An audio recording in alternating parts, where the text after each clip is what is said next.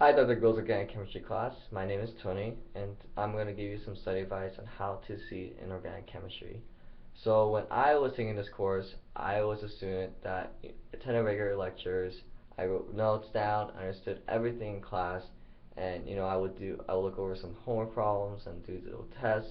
But when I took the first exam of the semester, I didn't do so hot. And a part of the reason why I didn't do so hot was the fact that I looked over the problems. I looked over the old exams, and what ended up being it was that I was only looking over them. I wasn't actually understanding them how to do it. So when I was taking the tests, I didn't know how to do them, and that's part of what organic chemistry is challenging. Is lectures are great, reviews are great, all those things are great, except do you actually understand how to use them? And a part of how to use them is only through homework problems.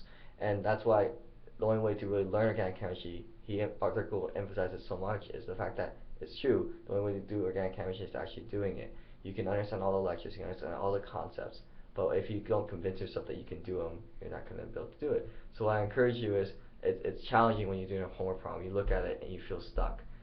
Take your notes, put it right next to you, look for what that problem is saying. Oh, it's in wave bonding, it's line structures. Take that and look at your notes and try to do the problem together.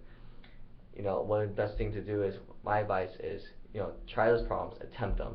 Even if you did completely opposite of what the question is asking, so do it. Learn about what the problem is asking, look at the solution, what type of question it is asking. When you realize all these questions from the homework are very similar to the test. So my advice is, go through each problem, try them out, talk about why you got it wrong, and explain why it is. And you keep figuring out, have multiple problems there, and you realize there's a certain pattern, and those patterns are a trend, and those are the concepts that he's trying to outline. So really take the time to really understand what each of these problems are very similar, but also very different. I hopefully this is good tips for you all. Definitely look at those exams and test yourself on those exam problems. Good luck on your tests.